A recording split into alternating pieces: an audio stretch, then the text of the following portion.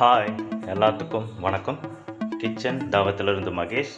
இன்றைக்கி நம்ம ஒரு அருமையான 5 நிமிஷத்தில் ஒரு சட்னி செய்ய போகிறோம். இது சப்பாத்தி, தோசை, இட்லி, வெரைட்டி ரைஸ்க்கு சூப்பராக இருக்கும். அதை எப்படி பண்ணுறதுன்னு பார்க்கலாம் வாங்க.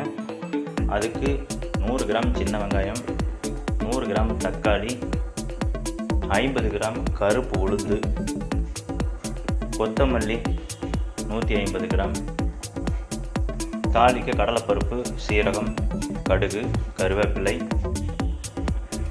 புளி, மிளகாய் வத்தல், உப்பு தேவைக்களவு. இதுக்கு அடுப்பை பற்ற வச்சுக்கலாம். வானொலி வச்சு சூடு பண்ணி ஆயில் ஊற்றுங்க. ஆயில் சூடான உடனே நம்ம தாளிக்கிறதுக்கு எடுத்து வச்சுக்கிற கடலைப்பருப்பை போட்டு நல்லா டீப் ஃப்ரை செவக்க வறுத்துக்குங்க. அந்த பச்சை வாசம் போக அது எவ்வளோ வறுபடுதோ அவ்வளோ நல்லா டேஸ்ட்டாக இருக்கும். சீரகம், கடுகு ஆட் பண்ணிக்கங்க. கருவேப்பிலை தழை, கடுகு பொரிஞ்சு வந்தோடனே கருவேப்பிலையும் போடுங்க. கருவேப்பிலை பொரிஞ்சோடனே மிளகா வத்தல், நம்ம உளுந்து எடுத்து வச்சுருக்கிறேன் போட்டு நல்லா உளுந்தையும் அதேமாதிரி செவக்க வறுத்துக்குங்க.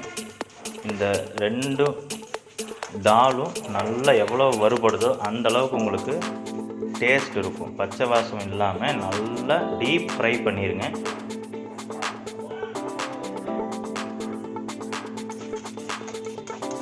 பாருங்கள், இந்த மாதிரி நல்லா டீப் ஃப்ரை ஆக்கிட்டு நம்ம எடுத்து வச்சுருக்கிற சின்ன வெங்காயம் 100 கிராம் சிறுசாக வெட்டியிருக்கிறோம்.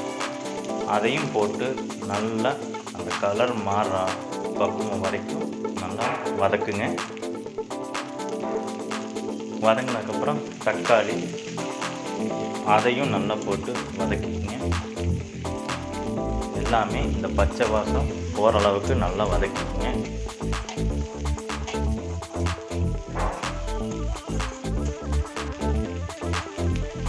உப்பு உங்களுக்கு தேவைக்கு தகுந்த மாதிரி போட்டுக்குங்க, டேஸ்ட்டுக்கு தகுந்த மாதிரி. புளி கொஞ்சமாக எடுத்துருக்குறேன். ஏன்னா இது சட்னியோட அந்த செல்ஃப் லைஃப்பை கொஞ்சம் இன்க்ரீஸ் பண்ண 1 நாளுங்கிறது 2 நாள் நம்ம வச்சுக்கலாம். அதுக்காக புளி ஆட் பண்ணியிருக்கேன். கொத்தமல்லி தழை அந்த ஸ்டெம்மோடு போடுங்க. வேரை மட்டும் கட் பண்ணிவிட்டு மற்றதெல்லாம் கழுவி அப்படியே போடுங்க. தண்டோடு போடும்போது உங்களுக்கு நல்லாயிருக்கும். ஃபைபர் கண்டென்ட் ஜாஸ்தி,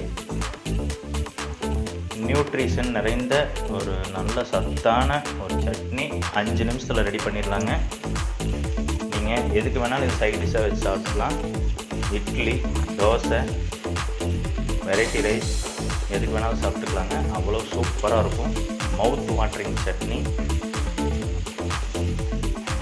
காரம் குறைவாக வேணுங்கிறவங்க மிளகா கம்மியாக சேர்த்திக்கங்க. இப்போ அடுப்பை ஆஃப் பண்ணி ஆற விட்டு மிக்சியில் போட்டு நல்லா கொரகொரப்பாக வேணும்னா அரைச்சிக்குங்க. இல்லை நைஸாக வேணுங்கிறவங்க நைஸாக அரைச்சிக்குங்க. 2 டேஸ்ட்டும் நல்லா தான் இருக்கும். கொரகொரப்பாக இருந்தாலும் நல்லாயிருக்கும். இல்லை நைஸாக வேணும்னாலும் நைஸாக அரைச்சிக்குங்க.